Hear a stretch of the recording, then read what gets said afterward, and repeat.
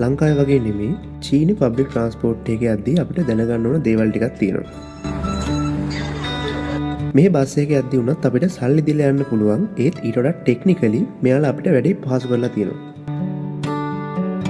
Auto door system එකෙන් පටන් ගත්තාම ඩ්‍රයිවර්ලා ඉන්න තැනදී වුණත් පැසෙන්ජර්ස්ලාගේ සේෆ්ටි එක ගැන මෙයාලා ගොඩක් හිතලා තියෙනවා. මං හිතනවා ගොඩක් රටවල මේ ෆැසිලිටි එක නම් තියෙනවා කියලා. ඒත් විශේෂත්වය වෙන්නේ චීනයේ මොබයිල් පේමන්ට් සිස්ටම් එක පැසෙන්ජර්ස්ලාට මේ සල්ලි ගෙවන වැඩේ ලේසි වෙන්න ගවර්න්මන්ට් එකෙන් හදලා දීලා තියෙන හින්දා. චීනට අලුතෙන් එන කෙනෙක්ට මේ වීඩියෝ එක වැදගත් වෙයි. App Store එකේ Play Store එකේ තියෙන Alipay මෙන්න මේ app එකට ගියාම transport කියන section එක ඔයාලට පේනවා ඇති QR code එකක් තියෙන එකේ. මං ඉන්නේ බේජිං වල හින්දා බේජිං QR code එක තමයි තියෙන්නේ මෙතන. මේක අපිට QR code එක switch කරන්න පුළුවන් අපි ඉන්න තැනත් එක්ක.